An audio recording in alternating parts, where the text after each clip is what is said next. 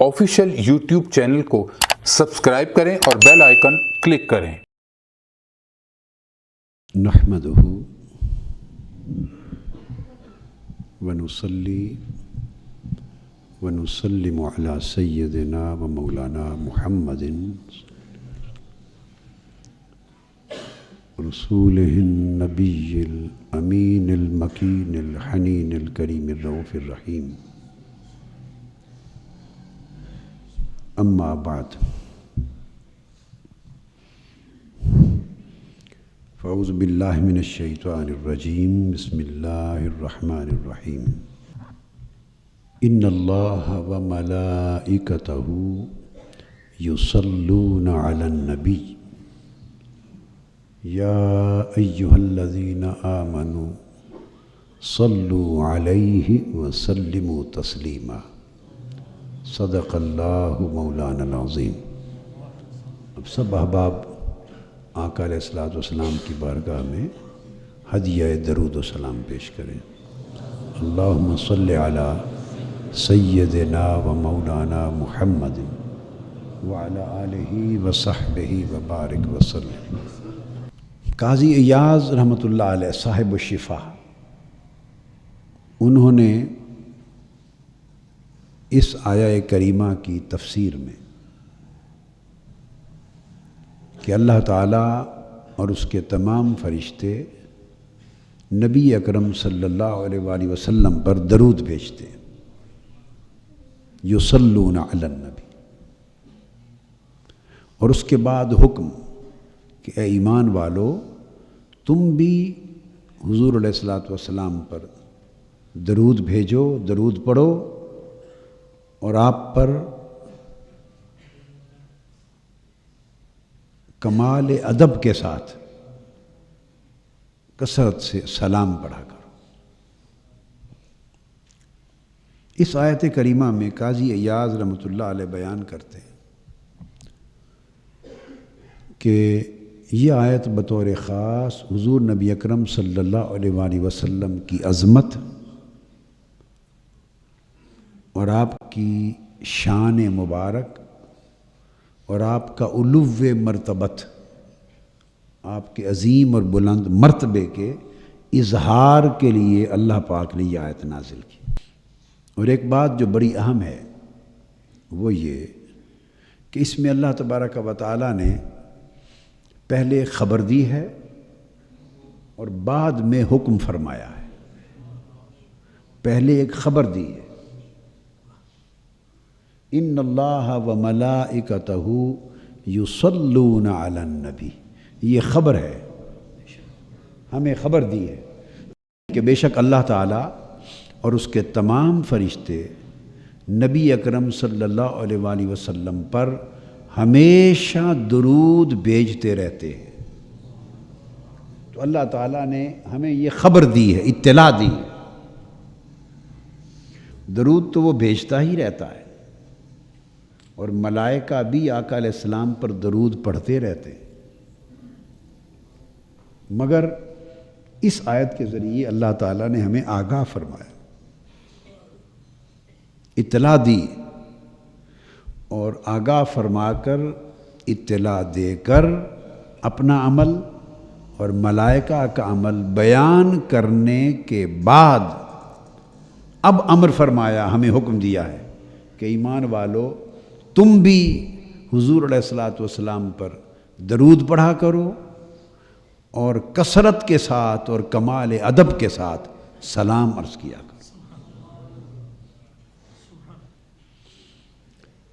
قرآن مجید میں الحم سے والناس تک ایسا حکم اس ایک مقام کے سوا کسی اور جگہ نہیں دیا گیا۔ کسی اور عبادت، کسی اور عمل کے لیے ایسا امر اور ایسا حکم اللہ پاک نے کبھی انسانوں کو نہیں دیا کہ وہ حکم دینے سے پہلے یہ خبر دے کہ میں خود یہ کام کرتا ہوں سو تم بھی کیا کرو۔ تو پہلی بات یہ ذہن نشین رکھ لیں کہ یہ حضور علیہ الصلوۃ والسلام کا وہ شرف و امتیاز ہے اور آقا علیہ السلام کی وہ خصوصیت ہے اور آقا علیہ السلام کی وہ عظمت ہے کہ اس کی کوئی اور مثال نہ پورے قرآن میں ہے، نہ تمام انبیاء علیہ السلام میں سے کسی نبی اور رسول کے بارے میں صادر ہوئی۔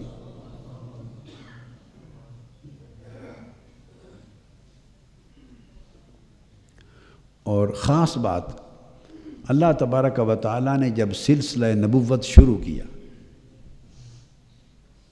سلسلہ نبوت شروع فرمایا اور آدم علیہ السلام کو دنیا میں بھیجا اور سلسلہ بشریت کو بھی شروع کیا، تو آدم علیہ السلام جب دنیا میں اللہ پاک نے ان کو تخلیق فرما لیا تو عظمت نبوت کے اظہار کے لیے، نبوت کے اکرام کے لیے، ان کی تعظیم کو ظاہر کرنے کے لیے ملائکہ پر اور سب مخلوقات پر ان کی عظمت کو ظاہر کرنے کے لیے اللہ تعالیٰ نے ایک حکم دیا، سب سے پہلا حکم۔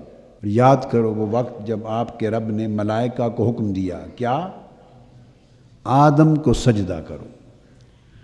اب جو بات ہے وہ حکم سجدہ بھی تعظیم کے لیے تھا، عبادت کے لیے نہیں تھا، اور تعظیم فرشتوں سے کرائی اور فرشتوں سے سجدہ کروا کر آدم علیہ السلام کی عظمت کا اظہار فرمایا، ان سے تعظیم کرائی اور اس عمل تعظیم سے آدم علیہ السلام کی عظمت کا، آپ کے بلند رتبے کا اظہار فرمایا۔ تو سجدہ ایک عمل تھا تعظیمی، ہر چند کے عبادت کے لیے نہیں تھا، لیکن اللہ پاک نے اپنے نبی کی عظمت کا اظہار کرایا ملائکہ سے، مگر خود شریک نہیں ہوا اس عمل میں۔ اظہار عظمت کے اس عمل میں، اظہار عظمت کے اس عمل میں اللہ پاک فرشتوں کے ساتھ خود شریک نہیں ہوا، یہ عمل فرشتوں سے کرایا۔ اسجدوا لآدم فسجدوا الا ابلیس،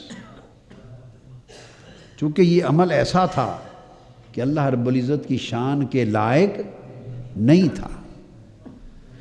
سو بتانا یہ مقصود ہے کہ ایسے عمل کو منتخب کیا حضرت آدم علیہ السلام کی عظمت کے اظہار کے لیے جو صرف فرشتوں سے کرایا جائے اور وہ خود اس میں شریک نہ ہو۔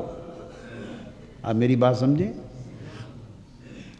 اگر عظمت کا اظہار کرانا تھا اور کرنا تھا تو حکم سجدہ نہ دیتا، اور بھی بڑے عمل تھے، کوئی اور ایسے عمل کو منتخب کرتا کہ اس عمل کے ذریعے آدم علیہ السلام کی عظمت کا اظہار اسی طرح ہو جاتا جیسے اب کرایا گیا۔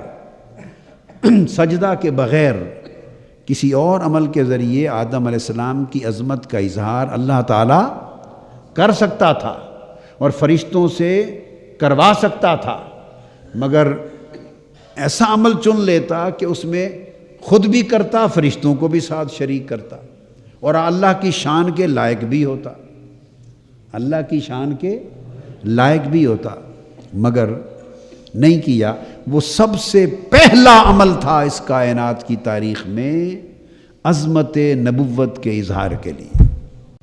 تو جب سب سے پہلی کوئی دلیل دی جاتی ہے اور سب سے پہلا عمل کائنات اور خلق کے سامنے رکھا جاتا ہے، سب سے پہلا عمل، تو وہ اتنا بڑا مضبوط اور مستحکم رکھا جاتا ہے کہ اس سے بنیاد پڑ جائے۔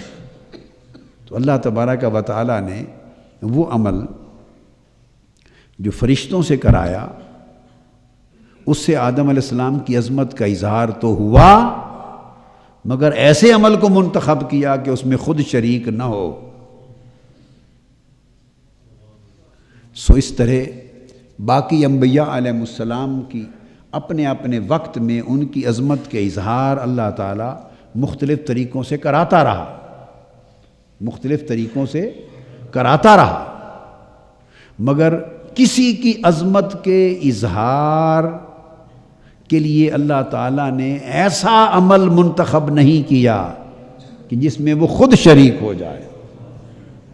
جب آقا علیہ الصلوۃ والسلام کا وقت آیا تو حضور علیہ الصلوۃ والسلام کی بھی عظمت کا اظہار چاہا، اس نے حضور علیہ السلام کی بھی عظمت کا اظہار چاہا، اور حضور کی عظمت کے اظہار کے لیے ایک ایسے عمل کو منتخب کیا کہ جو سب سے پہلے اس نے خود کیا۔ اب اس آیت کریمہ کی ترتیب یوں ہے، فرمایا ان اللہ و ملائکتہ یصلون علی النبی، بے شک اللہ اور اس کے سارے فرشتے نبی صلی اللہ علیہ وآلہ وسلم پر درود بھیجتے، اور اے ایمان والو تم بھی حضور پر درود بھیجو اور خوب سلام پڑھو۔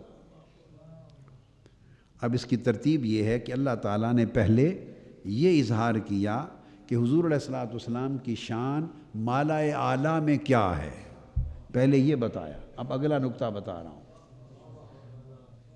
ہم ہیں سفلی دنیا میں رہنے والے،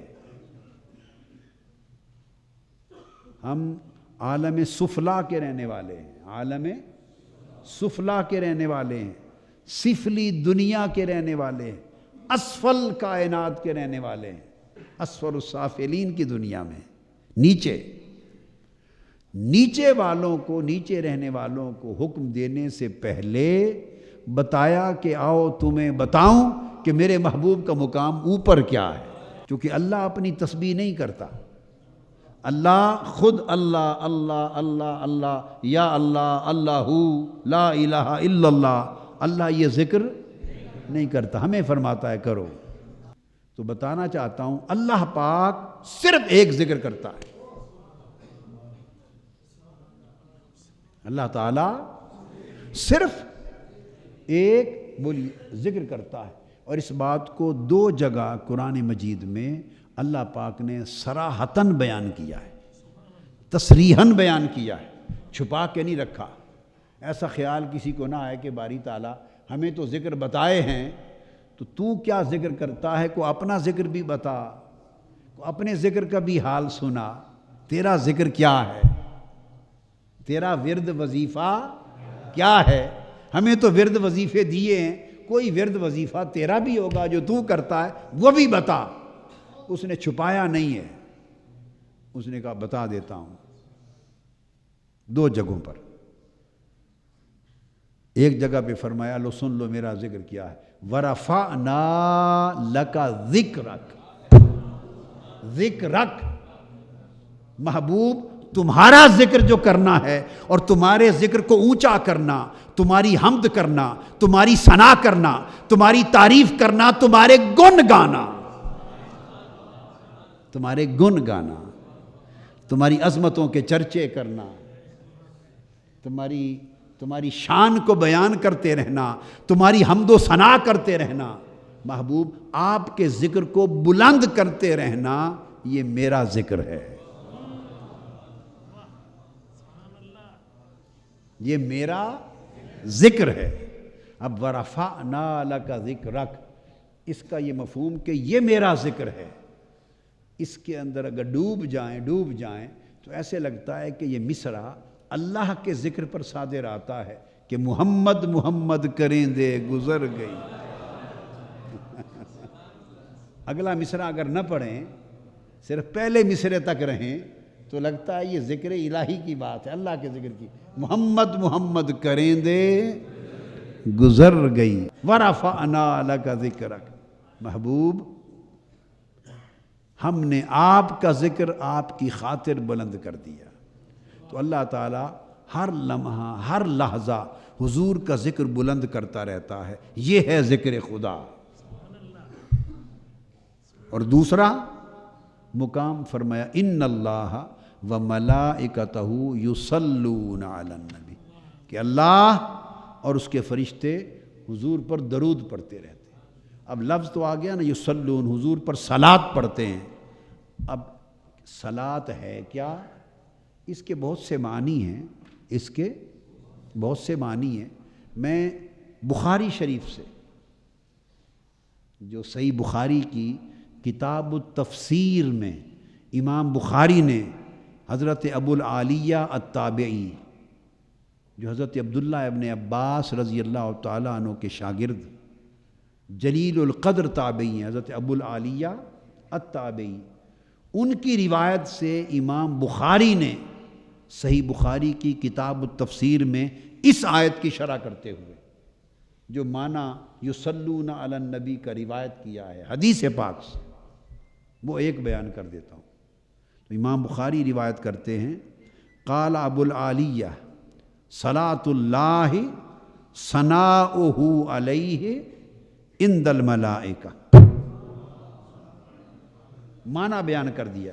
اور یہ امام بخاری نے روایت کیا حضرت ابو العالیہ تابعی سے، اور معنی بیان کر کے گویا اپنا عقیدہ بتا دیا کہ صلاۃ کا معنی عند امام البخاری کیا ہے۔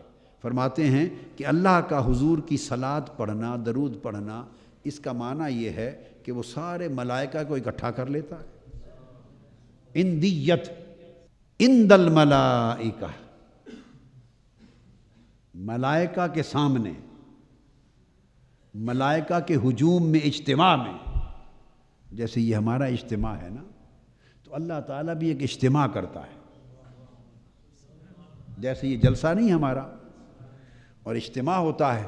تو امام بخاری فرماتے ہیں حضرت ابو العالیہ التابعی کی روایت سے کہ اللہ تعالیٰ کا حضور علیہ السلام پر درود پڑھنا، اس کا معنی ہے ثناؤہ علیہ عند الملائکہ، کہ اللہ تعالیٰ ملائکہ کا اجتماع منعقد کرتا ہے، اور ملائکہ سامعین ہوتے ہیں اور خود خطاب فرماتا ہے۔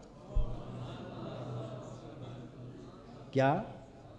ملائکہ حاضرین اور معزز حاضرین ہوتے ہیں۔ ملائکہ کیا ہوتے ہیں؟ معزز حاضرین، معزز سامعین۔ ملائکہ وہ حاضر ہوتے ہیں خطاب سننے کے لیے، اور خطاب کون کرتا ہے؟ خطاب اللہ تعالی، خطاب اللہ کرتا ہے۔ اور خطاب کا موضوع کیا ہوتا ہے؟ حضور کی حمد و ثنا۔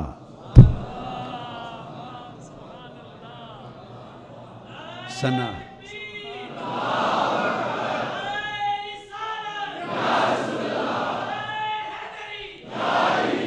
آقا علیہ السلام کی حمد و ثنا، حضور علیہ السلام کی تعریف، حضور کی شان بیان کرنا۔ حضور کی شان بیان کرتا ہے اپنی شان کے لائق، جیسی وہ بیان کر سکتا ہے۔ ہمیں کیا معلوم کہ حضور کی شان کیا ہے اور کیسے بیان کرنی ہے؟ حضور کی شان وہی جانے جس نے وہ شان دی ہے، جس نے حضور کو اس شان سے نوازا ہے، اسے ہی معلوم ہے نا کہ میں نے کیا شان دی ہے اور کیا کہنا ہے۔ ہم تو ایسے بس جو کچھ ہماری سمجھ میں آیا ہم تو وہی کہتے ہیں نا۔ وہ شان دینے والا، اسے معلوم ہے شان کیا ہے اور کہنا کیا ہے۔ تو جب وہ حضور کی شان بیان کرتا ہے، اس کو دوسرے مقام پر رفعت ذکر کہتا ہے کہ محبوب ہم آپ کا ذکر بلند کرتے رہتے ہیں۔ تو جب اللہ شان بیان کرے گا تو شان ہر لفظ سے بلند ہی ہوگی نا۔ اللہ ہر لفظ جو بولے گا حضور کی شان بیان کرنے میں، حضور کی ثنا میں، تو حضور کی شان لمحہ بلمحہ بلند ہوگی۔ تو چونکہ بلند ہوگی اس لیے فرمایا وَرَفَعْنَا لَكَ ذِكْرَكَ، اور ملائکہ کے سامنے اللہ تعالیٰ حضور علیہ السلام کی حمد و ثنا کرتا ہے، شان بیان کرتا ہے۔ تو امام بخاری حضرت ابو العالیہ التابعی کی روایت سے بیان کرتے ہیں کہ ملائکہ کے اجتماع میں اللہ تعالیٰ کا حضور کی شان بیان کرنا، یہ معنی ہے ان اللہ و ملائکتہ یصلون علی النبی۔ یہ ہے درود پڑھنے کا معنی، اللہ یہ درود پڑھتا ہے حضور۔ اور وہاں بس ایک ہی جلسہ ہوتا ہے، جلسہ شان مصطفیٰ، اجتماع شان مصطفیٰ، اجتماع ثناء مصطفیٰ، اجتماع ذکر مصطفیٰ، اجتماع رفعت مصطفیٰ، اجتماع عظمت مصطفیٰ، اجتماع منزلت مصطفیٰ، بس. اور وہاں ایک ہی خطیب ہے، کسی اور خطیب کی مجال نہیں کہ دم مارے، اور وہ خطیب خود خدا ہے، اور سامعین کل ملائکہ ہے. خطیب بھی ایک، ہمیشہ موضوع بھی ایک، ثناء مصطفیٰ، حمد مصطفیٰ. چونکہ اسے معلوم تھا کہ میں نے قیامت تک فرشتوں کے اجتماع ہمہ وقت کر کر کے مصطفیٰ کی شان ہی بیان کرتے رہنا ہے، اور مصطفیٰ کی حمد، تعریف، حمد بیان کرتے رہنا ہے. معلوم تھا کہ منصوبہ کیا ہے، کیا کرنے والا ہوں، لہذا پہلے ہی اس نے نام رکھ دیا محمد. وہ ذات جس کی بار بار تعریف کی جائے اور بے حد و حساب حمد کی جائے. الذی یحمد حمدن بعد حمدن و مرتن بعد مرتن و کرتن بعد کرتن. وہ ذات جس کی بار بار بار بار بار بار حمد ہی کی جاتی رہے، شان ہی بیان ہوتی رہے. اور کرے کون؟ اللہ. سنے کون؟ ملائکہ. اور جلسہ گاہ ملائے اعلیٰ، عرش معلیٰ. یہ جو میں نے بیان کیا یہ امام بخاری نے روایت کیا ہے. لوگ بخاری کا شور تو بہت مچاتے ہیں کیا، مگر کسی کو نہ امام کی الف آتی ہے نہ بخاری کی بے آتی ہے. میں کہہ رہا ہوں نہ کسی کو امام کی الف معلوم ہے کیا،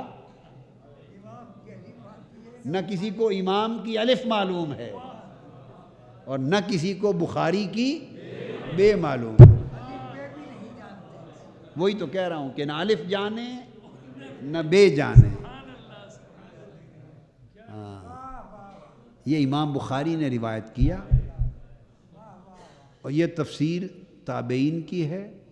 حضرت عبداللہ ابن عباس سے وہ آگے روایت کرتے، صحابہ کی ہے، اور صحابہ حضور سے سن کر بیان کرتے ہیں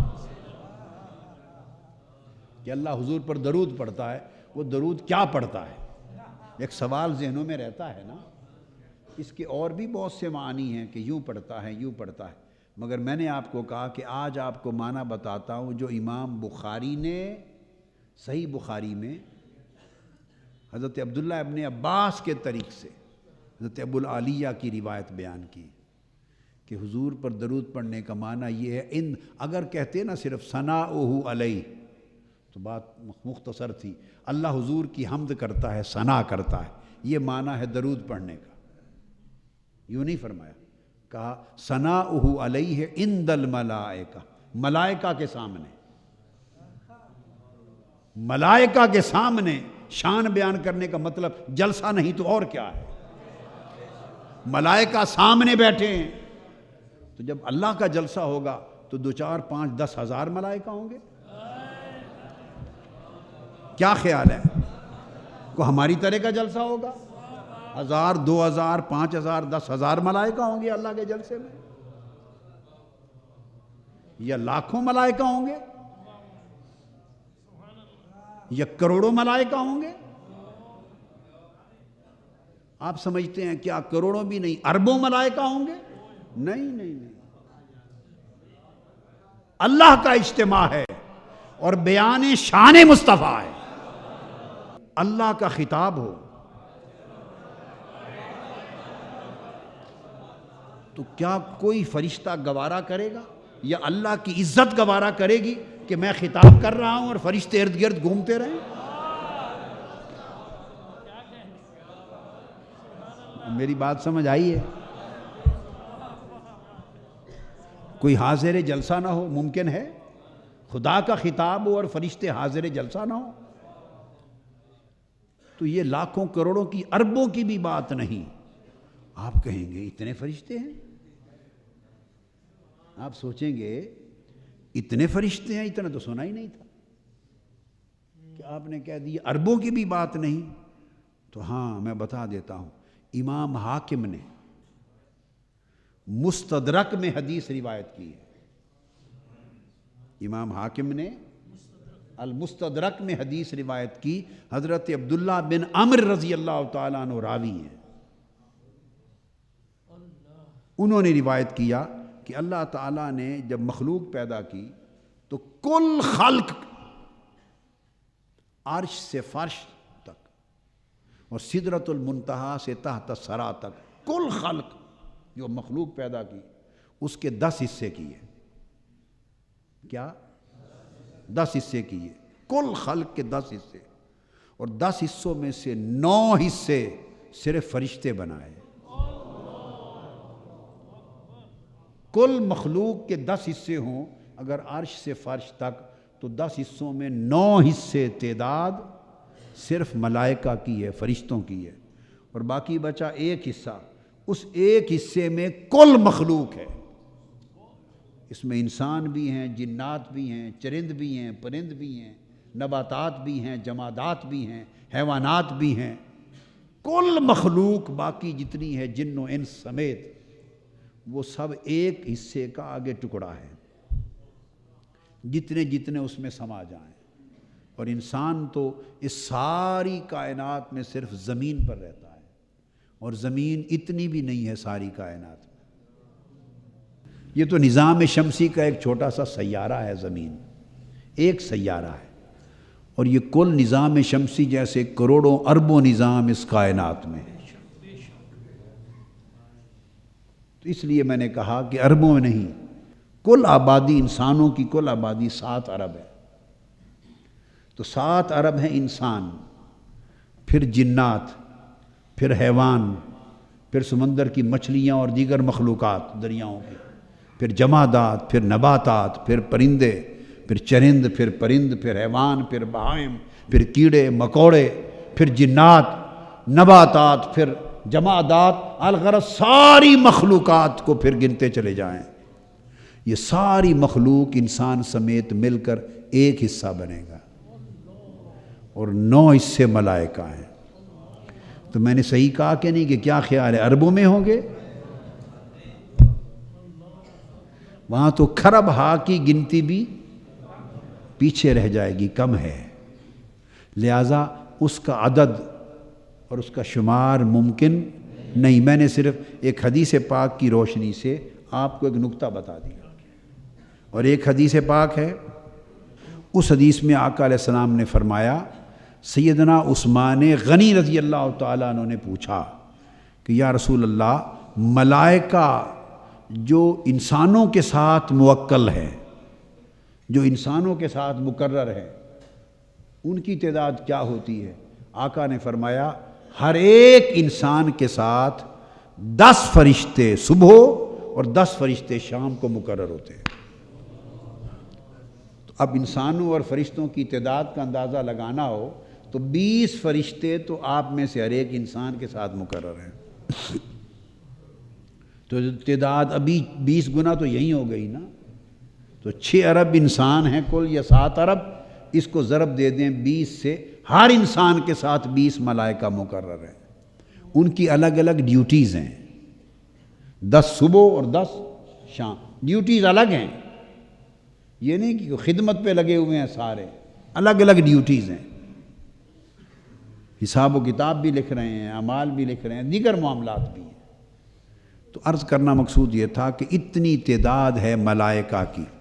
اب بات وہاں آ گئی کہ ملائکہ بے حد و حساب، خربوں سے بھی بڑھ کر، تو اللہ پاک اجلاس جلسہ منعقد کرتا ہے، ملائکہ عند الملائکہ، ملائکہ سامنے ہوتے ہیں، اللہ کے سامنے ہوتے ہیں، وہ خطیب ہوتا ہے، وَثَنَاؤُهُ عَلَيْهِ، اور اس اجتماع میں اپنے خطاب میں حضور کی حمد و ثنا کرتا ہے۔ اللہ تبارک و تعالیٰ اس درود پاک کے طفیل ہماری دنیا اور آخرت ساری زندگیاں بہتر فرما دے۔ وما علینا الا البلاغ۔ آفیشیل یوٹیوب چینل کو سبسکرائب کریں اور بیل آئیکن کلک کریں۔